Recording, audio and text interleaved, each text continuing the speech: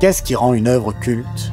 Qu'est-ce qui fait qu'un film, un livre, une peinture ou n'importe quelle création artistique va avoir ce petit truc? Cette particularité qui va nous toucher au plus profond de notre être. Un lore qui donne le vertige, des personnages qui représenteront des modèles, une qualité technique irréprochable, un montage et une réal magistrale, une musique marquante. Certainement un peu de tout cela, évidemment, mais j'ai surtout l'impression que l'élément le plus important reste l'inattendu. On ne crée pas volontairement un mythe, il le devient par la force des choses. Le culte est un accident. Le temps favorise aussi cela. On ne se rend pas compte immédiatement que l'on se trouve face à une de ces œuvres mythiques dont la qualité transcendra les psychés humaines et fera l'unanimité. Le temps donne aussi l'impression que ces œuvres cultes appartiennent systématiquement au passé, que notre présent n'en produit plus. Un sentiment d'autant plus prégnant dans un système de production cinématographique qui a fait le choix de ne plus prendre de risques, ou si peu, de ne surfer que sur les gloires passées, pensant ainsi s'assurer l'adhésion d'adolescents nostalgiques.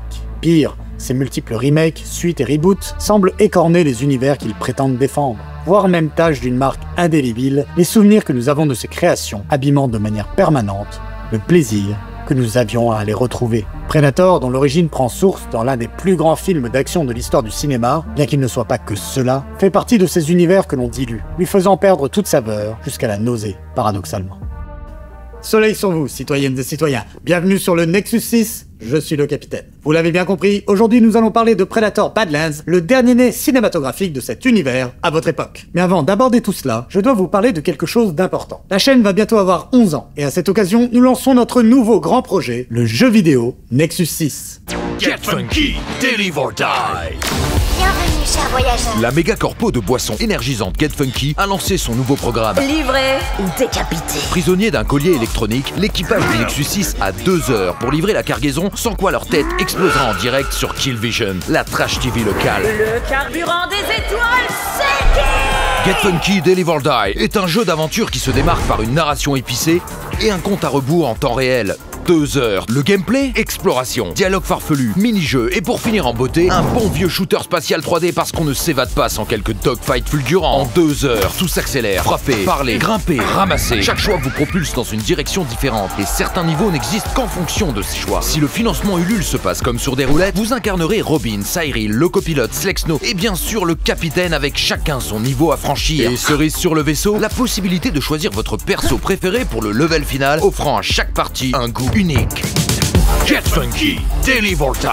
Avec ce projet, nous souhaitons que pour la première fois, vous deveniez actrice et acteur de notre univers. Nous lançons donc une campagne Ulule afin de financer ce projet. Aujourd'hui, on en est à un peu plus de la moitié, mais le temps presse et nous avons vraiment besoin de votre soutien. On a prévu plein de contreparties, comme ce magnifique néon, qui sera parfait dans votre salon, n'est-ce pas? Mais il y a aussi des hoodies, des t-shirts, des casquettes, des artbooks, etc. Il y a tout ce qu'il faut pour vous faire plaisir. Vous pourrez même acheter mon nouveau livre, Créature, en supplément d'un des packs. Vous pouvez vous le procurer en librairie immédiatement, sauf qu'en le prenant via la campagne, vous le recevrez plus tard, mais dédicacé. Il y a même un pack retardataire si vous aviez manqué la campagne précédente du film Nexus 6 et du documentaire La Galère des Étoiles. Du coup, vous pourrez vous procurer le Blu-ray, mais aussi le t-shirt Nexus 6, l'affiche du film et notre fameux pins. Foncez sur la page Ulule pour en apprendre plus, citoyennes et citoyens. Le lien est dans la description. Et tant que je vous ai autre point, je sais ça fait beaucoup d'informations, mais c'est important. Nous avons également sorti notre film Les Aventures du Nexus 6 et le documentaire sur la création de la chaîne YouTube La Galère des Étoiles. 2 vidéos qui, on va être honnête avec vous, ne rencontrent pas le succès espéré malgré les 6 ans de travail que nous avons mis dedans. On vous encourage fortement à aller voir ces 2 œuvres et notamment le documentaire qui vous montrera toute l'histoire de Nexus 6 depuis 1993 avec les premiers films que nous faisions à l'époque avec Slexno et Cyril jusqu'au tournage du film. La Galère des Étoiles a demandé beaucoup de travail, surtout à Slexno qui a été en montage pendant 6 mois non-stop pour vous offrir un documentaire de qualité. On sait que les contenus making-of ne sont pas forcément ceux qui vous intéressent le plus, mais on pense que vous serez surpris et surtout ça vous donnera une meilleure idée de tout le travail que ça a été de faire exister Nexus 6 dans le paysage youtubesque français. On espère que cela vous intéressera et en toute honnêteté que cela vous donnera envie de soutenir la campagne Ulule afin que Nexus 6 puisse continuer. On compte sur vous et maintenant, on retourne à Predator Badlands. Nous avons souvent parlé des différentes œuvres Predator ici. Je ne vais donc pas aller dans le détail, puisque vous pourrez aller voir toutes nos vidéos à ce sujet. Mais pour résumer, Predator 1, film majeur, un monument d'action intelligent où la mise en scène en dit bien plus long que les dialogues, un film à voir absolument pour toute personne passionnée par le cinéma. Predator 2, un film que je défendrai jusqu'à la mort. Une franche réussite à mon sens qui réussit à trouver sa propre identité en transposant le Predator dans la jungle urbaine étouffante d'un Los Angeles en proie à une criminalité hors de contrôle. Alien vs Predator, nul. Alien vs Predator Requiem, contrairement à ce que disent beaucoup de gens, bien mieux, car elle assume davantage son côté série B irrévérencieuse, avec des moments bien sympas. Predators, une nullité affligeante, classique de la part de Robert Rodriguez. The Predator, nul, mais qui aurait pu être bon, on y reviendra. Puis Prey, plutôt sympathique, même si il y avait des choses à redire. Et c'est en l'an de grâce 2025 que sont sortis non pas un, mais bien 2 films se déroulant dans l'univers du chasseur de l'espace. Du coup, avant d'en arriver à Badlands, abordons un peu Killer of Killers de Dan Trachtenberg et Micio Rutare, sorti en juin. Killer of Killers est un film anthologique puisqu'il va nous présenter 4 histoires différentes. La rencontre à de multiples époques et cultures avec un de nos guerriers de l'espace préférés. 3 protagonistes donc, une viking, un samouraï et un pilote américain de la Seconde Guerre mondiale. Chacune de ces histoires aboutiront à la capture de nos héros afin de les faire se battre contre un seigneur Yahuja, le vrai nom que cette espèce extraterrestre se donne. J'ai plutôt apprécié la proposition. Cette idée de mélanger le Predator à des contextes différents est un vieux fantasme qui avait connu son pic dès le 2e film alors qu'on apprenait que le Predator Alpha possédait un pistolet à silex du XVIIIe siècle. La simple présence de cette arme créait tout un imaginaire. Predator versus pirate, Predator versus chevalier, Predator versus Maya, le scénario qui est à ma faveur si vous me posiez la question, et évidemment Predator versus samouraï ou viking. Mais l'assouvissement d'un fantasme aussi attrayant soit-il, suffit-il à faire un bon film? Vous me connaissez? La réponse est non. Heureusement, Killer of Killers a assez de qualité pour être à minima une expérience plaisante. Une animation plutôt agréable, même si très dans la mouvance de ce qui se faisait à l'époque, donc on ne peut pas dire que cela ait une identité propre, mais passons. Des personnages plutôt attachants qui, malgré un temps restreint, du fait de son format épisodique, bénéficient d'une écriture et d'une narration efficace. Killer of Killers est donc un bon film d'animation, ni plus ni moins. Je regretterai tout de même le dernier acte que je trouve plus convenu, avec ce combat en arène vu et revu, mais qui en dit long sur la vision que les productions modernes ont du Predator et de sa société. On y reviendra. Je regrette aussi que le film ne connaisse pas une véritable fin, avec la promesse d'une suite, fléau des productions de cette époque, obsédées par la création de franchises. De plus, malgré une proposition assez innovante pour la saga, Killer of Killers tombe dans la sempiternelle nostalgie et renvoie à des références anciennes, notamment dans ses dernières minutes, pour essayer de maximiser un effet wow artificiel qui n'a aucune raison d'exister, si ce n'est parier sur nos bas instincts. Mais bon, je ne vais pas épiloguer, je l'ai dit, Killer of Killers était sympa, voilà. Et arrive donc ce Predator Badlands, réalisé à nouveau par Dan Trachtenberg, qui aura donc officié sur les 3 derniers films. Au programme, un jeune Yahuja, Dek, qui pour sauver son honneur, celui de sa famille, mais aussi venger son frère assassiné par son père, se rend sur Jenna, l'une des planètes les plus dangereuses de la galaxie, afin de terrasser le prédateur ultime, le Kalisk. En chemin, il tombera sur Tia, synthétique de la Weyland Yutani, actant définitivement que les univers d'Alien et de Predator ne seront plus jamais séparés. Tia, membre d'une expédition scientifique, s'est retrouvée face au Kalisk et donc en fâcheuse posture. Se créera ainsi une relation symbiotique entre les 2 personnages afin de survivre dans cet environnement hostile, un trope très à la mode à votre époque. Nous sommes donc face à un récit initiatique, tout ce qu'il y a de plus classique. Et pour être tout à fait honnête, j'étais plutôt méfiant après les premiers trailers. Il y avait la composante Disney, évidemment, capable du pire comme du meilleur, mais c'était surtout les effets spéciaux qui ne me paraissaient pas aboutis, notamment sur le visage de notre jeune ami collectionneur de têtes. C'est terrible, le résultat il est vraiment moyen. C'est peut-être la nostalgie qui parle, je sais pas, mais sincèrement, vous pouvez pas me dire que ça, et même ça, c'est pas mieux que ça. On y croit beaucoup plus. C'est beaucoup mieux intégré dans la réalité plastique du monde qui nous est présenté. Et surtout, ça vieillit mieux. Je vous mets ma main à couper que dans 10 ans, regardez cette gueule, ce sera insupportable. T'as pas une gueule de porte-bonheur. Bien plus que tout effet pratique plus ancien que l'on aura pris du temps à peaufiner. Et d'une manière générale, ma peur au niveau des effets spéciaux s'est confirmée. Je trouve vraiment que ça alterne entre le bien et le médiocre, quoi. Notamment le Kalisk, qui, pendant le combat avec le Predator, est plutôt bien fait. Mais dès que l'on commence à interagir avec lui, que son visage nous est révélé, si je puis dire, ça fait vraiment film d'animation du début des années 2000. Mais là, j'avance trop dans l'histoire, donc passons. Bref, je sors de mon visionnage et j'étais bien embêté. Parce que je ne peux pas dire que j'ai détesté Predator Badlands. J'ai même passé un bon moment. Ça m'arrache la gueule de le dire, mais la vérité est là. car si c'est une histoire simple possible, oui, en effet, j'avoue que j'ai trouvé qu'elle était plutôt bien amenée. Le film n'a pas une grande ambition, on est face à une procession initiatique où chacun des personnages va évoluer, et le secret se trouve uniquement dans la qualité de leurs interactions et la manière avec laquelle leur relation va se construire. Et à ce niveau-là, je trouve que Badlands fait bien le job. C'est pas transcendant, mais c'est efficace. La relation entre Deck et Tia est bien amenée, je sais pas, ça a fonctionné sur moi, quoi. Et surtout, il y a une vraie cohérence avec les thématiques choisies par le film. La famille, ou en tout cas, la construction de sa propre famille, entre des vilains petits canards, toutes et tous différents de leurs semblables. Certains s'interrogeront, est-ce que c'est une thématique que l'on voulait avoir dans un film Predator ? Je ne sais pas, mais le débat n'est pas là. Le choix a été fait de proposer ça, et dans ce cadre-là, je trouve que la proposition est correcte. Et même si je devais grossir un peu le trait dans l'analyse, je dirais que c'est un sujet qui a toujours été présent dans la saga, avec la camaraderie de l'escouade du premier, celle des flics du deuxième, l'alliance entre l'humaine et le Yautja d'Alien vs Predator, la dynamique étrange entre les protagonistes de The Predator. On pourrait même dire que la force d'un groupe au sens large, et donc par exemple la notion de famille, fait partie intégrante de l'ADN de cet univers. Donc acceptons l'intention et avançons. Au niveau des scènes d'action, qui sont quand même l'un des aspects essentiels de ces films, il y a plutôt de bonnes propositions. C'est pas mal fait, on ne s'ennuie pas. Et j'irais même jusqu'à dire que j'ai trouvé un certain plaisir dans le bestiaire de la planète Jenna, bien plus que dans la Pandora d'Avatar. En fait, j'ai pas grand chose à dire de plus. J'ai cru à la relation entre les personnages principaux, et j'ai trouvé les scènes d'action cool. Bon, bah c'est le minimum que l'on demande à ce genre de film. Mais vous me connaissez, on va aller un peu plus loin. Parce que si j'ai correctement apprécié ce qu'on m'offrait, c'est aussi parce que j'ai fait l'effort d'accepter certaines choses. Et on en revient à la question de ce que l'on attend d'un film Predator. Et cela ne vous aura pas échappé si vous avez lu, vu ou écouté des critiques du film, beaucoup lui reprochent de ne pas être dans les canons habituels de la saga, le critiquant notamment au sujet d'un ton plus humoristique que d'habitude. Et c'est vrai, la dynamique entre Deck et Tia est franchement tournée vers la comédie. La différence de personnalité entre les personnages et l'abîme qui sépare leurs deux cultures amène à des situations drôlatiques bien senties. C'est une démarche qui avait un peu été celle de Shane Black dans The Predator. Et si le film était mauvais, ce n'est pas parce qu'il faisait le pari de l'humour. Non, il était mauvais parce qu'il a vécu une production chaotique avec des réécritures incessantes, des problèmes de tournage, etc. Bref, un calvaire qui a accouché d'un film malade. Mais cette idée de faire un Predator sauce Shane Black, avec des militaires échappés d'un asile qui allaient se confronter au chasseur suprême, avec son lot de situations rocambolesques du fait de la nature instable des protagonistes, eh bien je trouve que c'était cool. Ça aurait ajouté un grain de folie appréciable. Et ce ton un peu plus léger de ce nouveau film, ça a participé au bon moment que j'ai passé. Mais si j'ai apprécié, c'est parce que j'ai très vite compris quelque chose. Dans Predator Badlands, il n'y a pas de Predator.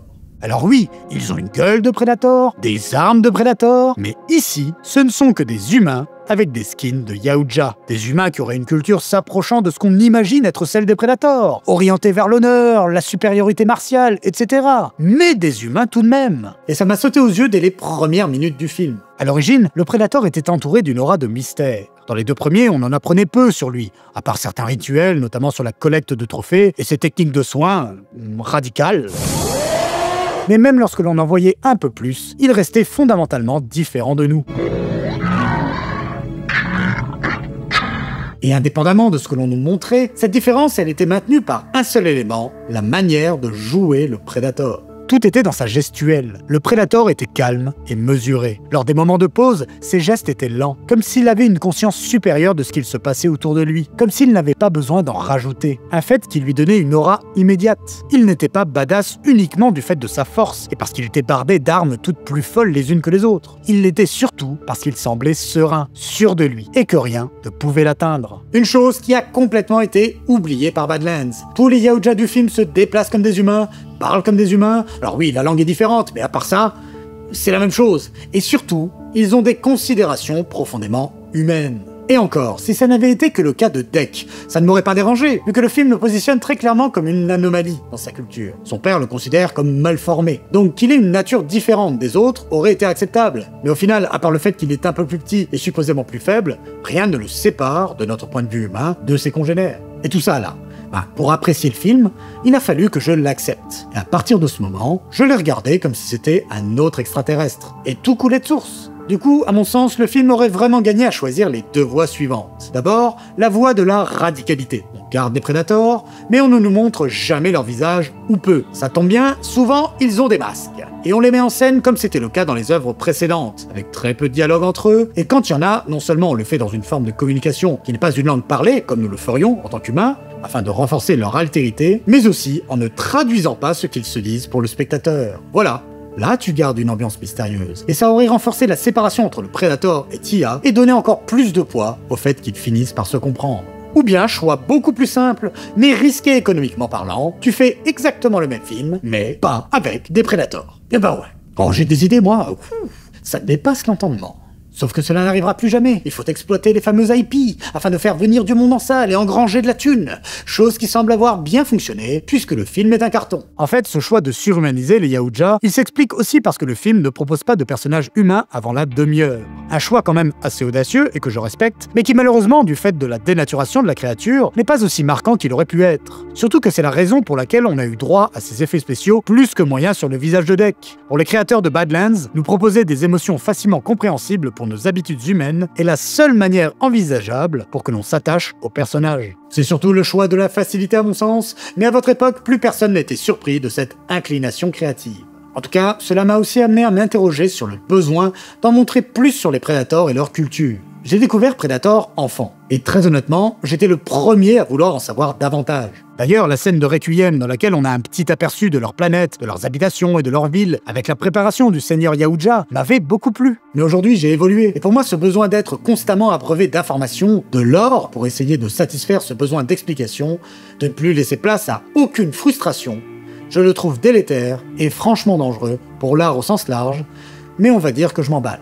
Il n'y a que lorsqu'on est enfant que l'on a du mal à supporter la frustration. Et évoluer en tant qu'être humain, c'est réussir à dépasser ça. Devenir adulte, c'est ça. Ça ne veut pas dire arrêter d'avoir une âme d'enfant en toutes circonstances. Ça ne veut pas dire arrêter de faire des choses qu'on considère pour enfants ou pour ados, genre les jeux vidéo, les animés, etc.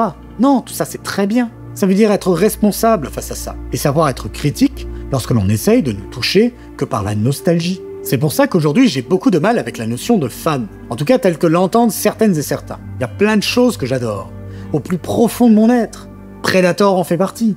Mais j'ai beau adorer cet univers, je préférerais largement qu'on me propose de nouvelles choses, de nouvelles créatures cultes, de nouveaux univers dingues, et qu'on garde la part de mystère des anciennes œuvres. Je ne veux pas que des millions soient dépensés pour me montrer des histoires de Predator. Je veux qu'on donne de l'argent à des gens qui ont des idées, parce que je veux pas dire que c'était mieux avant. Je veux pouvoir dire que ce sera toujours mieux après. Mais cette position, on vous l'a refusée à votre époque, avec ces univers étendus. Et j'encourage chacune et chacun à s'interroger sur son propre rapport aux œuvres et univers qu'ils aiment. Réunissons-nous, trouvons ensemble le plaisir de partager de nouveaux univers qui crée de nouvelles références. Bref, vous l'aurez compris, citoyennes et citoyens, Badlands est un film sympathique que je ne descendrai pas en flèche. Alors oui, ça vole pas bien haut, mais c'est pas désagréable, et malgré des effets spéciaux des fois à la ramasse, et un traitement des Predators complètement édulcoré, j'avoue qu'ils ont réussi à m'avoir sur la relation entre les différents personnages, et petite mention à Elle Fanning, j'ai apprécié sa prestation en Tia, moins en Tessa, mais le personnage n'était pas aussi intéressant. Il y a juste un dernier truc qui me chiffonne dans le fait que l'altérité du Yaoja ait été réduite au strict minimum. C'est que, outre le fait que ça témoigne d'un manque de prise de risque total, comme on l'a abordé auparavant, je m'interroge aussi sur ce que ça dit plus profondément de notre vision des autres. Car au final, dans Badlands, même s'il y a des différences entre les individus, on n'a pas la même forme, pas les mêmes langues, etc., il semble que l'on ne se comprend et que l'on ne s'allie que lorsque l'on se ressemble quand même pas mal, et que l'on partage les mêmes intérêts, surtout. J'ose espérer qu'on saura aller plus loin que ça dans l'acceptation de l'autre. Merci pour votre écoute, citoyennes et citoyens, j'espère que cette émission vous aura plu. Je vous le répète, nous avons absolument besoin de votre aide pour que le jeu vidéo Nexus 6 puisse exister. Donc foncez sur notre campagne Ulule pour nous soutenir dans ce projet. Mais au-delà de ça, si vous les avez manqués, il est primordial que vous alliez voir le film Nexus 6 et le documentaire La galère des étoiles sur la naissance de Nexus 6. On pense vraiment que ces deux œuvres, et notamment le docu, peuvent vous intéresser, vous faire comprendre les difficultés qu'il existe à mener un projet comme le nôtre, et en toute honnêteté, on espère que cela vous donnera envie de nous soutenir par ailleurs pour que cela continue. En tout cas, merci à toutes et à tous pour votre éternel soutien, que ce soit pécunier ou à base de partage, de likes ou autre boost. Sans vous, nous n'existerions pas. C'est grâce à vous que nous avons réussi à tenir aussi longtemps. Merci pour tout. Sans vous, nous ne sommes rien. Si vous êtes abonné, n'hésitez pas à vérifier que votre compte YouTube n'est pas en mode restreint. N'hésitez pas à activer la cloche également. Et si vous n'êtes pas abonné, vous savez quoi faire. Et bienvenue dans l'équipage. Soleil sur vous et à très bientôt sur le Nexus 6. Ciao.